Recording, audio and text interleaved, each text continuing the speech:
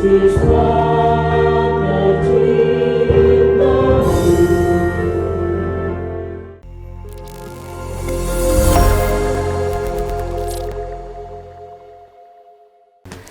Baik pemirsa Sisma TV yang berbahagia, kali ini kita akan diskusi ya, mengupas tentang ketokohan dari Kiai Haji Nahrawi Thohir yang merupakan sosok ulama pendiri Nahdlatul Ulama. Dan kali ini kita akan bersama putra beliau, Kiai Haji Munsif Nahrawi. Assalamualaikum Pak Yai. Waalaikumsalam warahmatullahi wabarakatuh.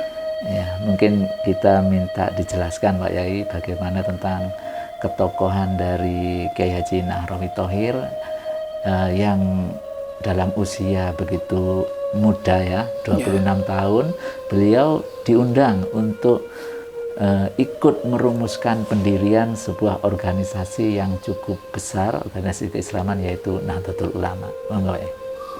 Ya. Assalamualaikum warahmatullahi wabarakatuh. Jadi keikutsertaan Kiai Nahrawi Thohir dalam pembentukan NU pada awalnya di tahun 26 itu sebetulnya tidak serta-merta begitu saja. Itu diawali dengan kejadian-kejadian sebelumnya, yang kejadian-kejadian itu menghantar beliau ke pertemuan di Surabaya itu. Kiai Nahrawi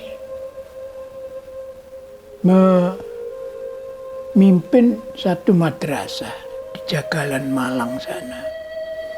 Itu sejak tahun 20, mulainya kira-kira 22-23, tahun 1922-1923. Di satu bangunan besar waktu itu yang disebut Madrasah NU Jagalan.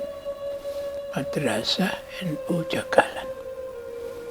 Rupanya animo masyarakat luar biasa.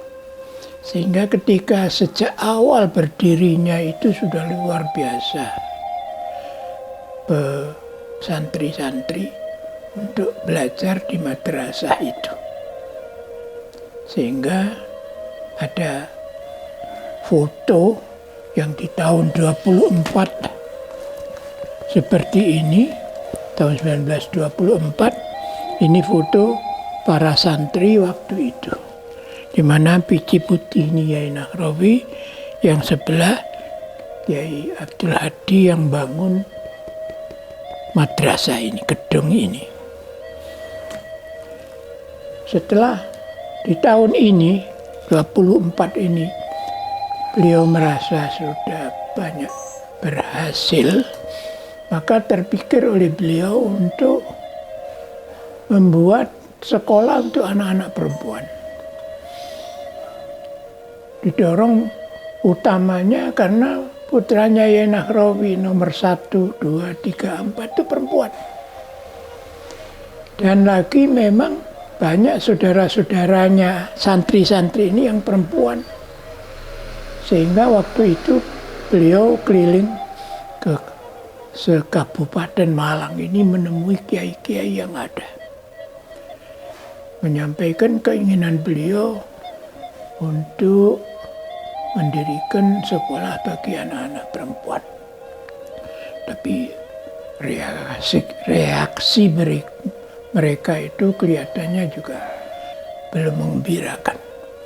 Rata-rata mereka kalau nggak diem ya menggelengkan kepala.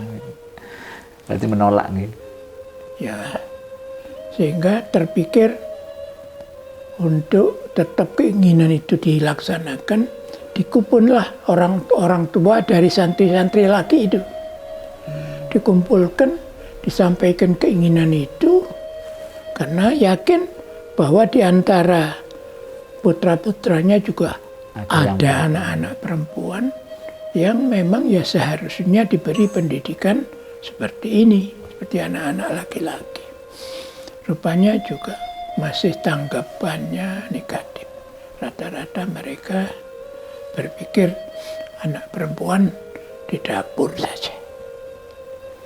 Sehingga di antara pikiran ingin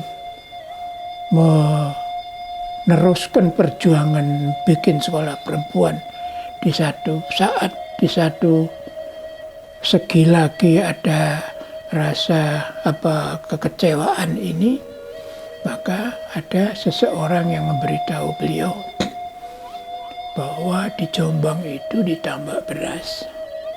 Ada namanya Kiai Wahab Hasbullah, itu punya madrasah anak-anak perempuan.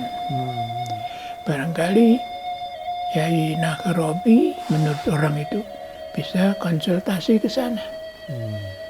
Dan info ini diterima dengan senang hati. Di satu saat Yai Nagarawi berangkat ke Jombang menemui Kiai Wahab Hasbullah, dan memang belum pernah kenal karena waktu mondoknya dulu beliau itu ke Jampes, ke Syekhona Khalil di Bangkalan, dan yang terakhir itu di Jamsaren, Solo. Di tengah perjalanan, udah kemalaman, beliau tidur di salah satu masjid. Rupanya di dalam mimpi waktu tidur itu ada semacam transfer, ada suara gaib yang didengar di telinganya, di telinga Yai Nagarawi. Isinya ya semacam doa lah. Sampai dibisikkan doa itu. Setelah itu Yai Nagarawi disuruh tirukan. Ditirukan, benar, sudah terbangun. Paginya meneruskan perjalanan. Di tengah perjalanan diingat-ingat doa itu. Akhirnya sampailah di Tambak Beras. Tanya kiri kanan di mana rumahnya Kiai Wahab Hasbullah. Yang mana Kiai Wahab Hasbullah, diberitahu itu Kiai Wahab Hasbullah itu orangnya yang lagi ngerek burung. Saya sampaikan ini memang ceritanya memang selalu disangkut pautkan ngerek burung ini. Yai Nagarawi mendekati Kiai Wahab Hasbullah. Assalamualaikum. Panjenengan Kiai Wahab Hasbullah. Nggih. Sampeyan sinten? Kula Nagarawi. Nagarawi saking pundi? Saking Malang. Oh nggih. Ya napa dongane? Langsung begitu. Dan itu memang yang berlaku di saat-saat itu. Kiai-kiai besar itu kontak. Itunya kontak batin. Batin seperti itu. Ditirukan dan rupanya pun leres pun sampai namalaken mboten enten barang sing angel. Itu inti doa itu, barang yang angel pun sampai namalaken pulang Yai Nagarawi, dan rupanya memang betul diamalkan. Bismillahirrahmanirrahim. Allahumma inna nas'alukal afwa wal afiyah wal mu'afata daimah fid dini wad dunya wal akhirah. Allahumma ahsin aqibatana fil umuri kulliha wa ajirna min khizyi dunya wa adzabil akhirah wa fitnatihima wa baliyatihima innaka ala kulli syai'in qadir. Ya, itu tahun 26 ketika akan berdirinya Nahdlatul Ulama itu memang sejak awal ya Wahab itu sebagai inisiator berdirinya Nahdlatul Ulama itu sudah berniat untuk mengundang Yai Nagarawi sebagai salah satu dalam pembentukan NU itu. Dan betul juga dalam rangka Komite Hijaz, maka Kiai Wahab bersama-sama dengan Kiai Hasyim Asy'ari mengundang kiai-kiai. Karena sebelum berdirinya NU itu memang pesantren udah nyebar di mana-mana. Pesantren banyak kan, banyak ulama, banyak kiai-kiai, banyak santri-santri, ratusan kiai, ribuan santri-santri. Dan yang diundang kiai-kiai tertentu, kumpullah di saat itu, di awal 1926, ada 31 orang kiai-kiai. Waktu itu di kesempatan itu dilakukan pada saat diniati untuk hallnya Syekhona Khalil yang meninggal tahun 1925. Waktu itu tahun 26 diadakan hall. Dengan izin untuk hall itu pemerintah Belanda mengizinkan. Tapi di dalam ruangan belakang sendiri ada kumpulnya kiai-kiai yang diundang untuk rangka pembentukan Jam'iyah Nahdlatul Ulama itu. Jadi awalnya izinnya hanya untuk doa untuk Yai Khalil. Ya. Kalau itu kan istilahnya Belanda lah, itu kan ngaji. Berarti diizini. Diizini. Kemudian dari info yang pernah saya dengar, pertemuan pembentukan NU itu 3 tahap. Cuma nggak jelas hari jaraknya masing-masing. Tapi pertemuan pertama itu dihadiri oleh 31 kiai-kiai. Belum bisa menelurkan putusan, diadakan pertemuan kedua, dihadiri 28 orang. Yang Ini belum di tempat yang sama ini, Pak? Iya, di tempat sama. Ya, cuma di waktu yang berbeda. Karena ya maklum namanya tokoh-tokoh tua bisa saja berhalangan. Bisa jadi sudah harus pulang dan lain-lain. Sehingga pertemuan kedua 28 orang. Dan pertemuan yang ketiga yang final itu dihadiri oleh 26 orang. Dan saat itulah adanya proklamasi berdirinya Jam'iyah Nahdlatul Ulama ini. Berdirinya Nahdlatul Ulama ini sekaligus sudah memang diniati menjadi badan yang akan membackup Komite Hijaz. Bahwa Komite Hijaz itu bukan berdiri sebagai komite yang hanya panitia saja, tapi ini komite yang dibentuk dengan wadah kuat, yaitu organisasi yang terdiri dari para ulama-ulama di Indonesia. Nah, saya tidak membicarakan soal Hijaznya, tapi setelah terbentuk ini, di mana Yai Nahrawi juga diundang ke sana, beliau salah satu dari pendiri muassis NU itu. Dan rupanya di satu bukunya Fauzan Al-Fas disebutkan bahwa di antara para peserta itu memang Yai Nahrawi termasuk Yai termuda waktu itu. Nah, akhirnya setelah Jam'iyah Nahdlatul Ulama ini terbentuk, Yai Nahrawi pulang. Madrasahnya yang tadinya Nahdlatul Wathon itu sudah mulai diganti menjadi Madrasah Nahdlatul Ulama. Jadi sebelumnya nama madrasahnya Nahdlatul Wathon ini ada ini papan tulisnya ini Nahdlatul Wathon itu.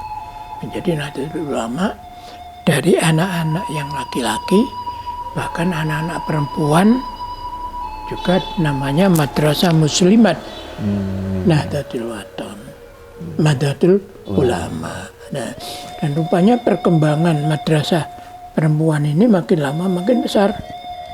Ini tahun 33 ini. Kemudian ini tahun 36 ini, 1355 ini Yai Nahrawi di sini. Ini tahun 38. Ini juga ini karena rupanya mau cari tempat yang lebih luas. Ini di Kendedes di sini waktu itu. Ya, dikumpulkan di sini dan seterusnya. Ya. Pesan terakhir mungkin ya, supaya kita bagaimana menyikapi ini? Ya, saya kira itu tadi yang sudah saya sampaikan. Perjuangan beliau memang luar biasa di saat-saat yang memang diperlukan. saat-saat yang diperlukan. Dan itu ya berbeda sudah zamannya dengan sekarang. Sekarang ini anak laki, anak perempuan sudah bebas menuntut ilmu pengetahuan dimanapun. Bahkan di luar negeri, anak-anak perempuan sudah mulai bertebaran untuk mencari ilmu. Jadi pada dasarnya ya, mari keteladanan beliau yang sudah membuka jalan bagi anak-anak perempuan untuk menuntut ilmu ini, mari kita teruskan, kita perluas. Bahkan kalau perlu, jangan mau kalah sama anak-anak perempuan dalam hal menuntut ilmu, dalam hal kepintaran. Baik, terima kasih Pak Yai atas penjelasannya yang sangat menginspirasi kita semuanya. Ya. Baik pemirsa Sisma TV yang berbahagia, demikian tadi informasi bagaimana tentang ketokohan dari Kiai Haji Nahrawi Thohir. Mudah-mudahan dapat menginspirasi kita semuanya. Saya Mas Latif beserta seluruh kerabat kerja tak lupa mengucapkan terima kasih atas perhatian Anda, dan kami selalu mengingatkan, ayo tetap jaga kesehatan dengan selalu mentaati protokol kesehatan yang ada. Sisma TV mendidik, membangun peradaban dunia. Wallahu muwaffiq ila aqwamit thoriq. Assalamualaikum warahmatullahi wabarakatuh. Matur nuwun.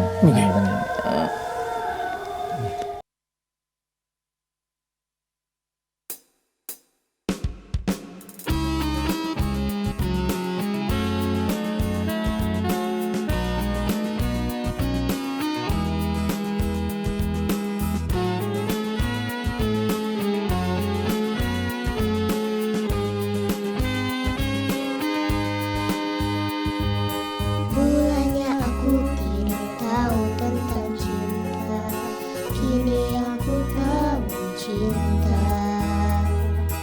Awalnya aku tidak tahu tentang cinta, kini aku penuh cinta. Cinta membawa kesejukan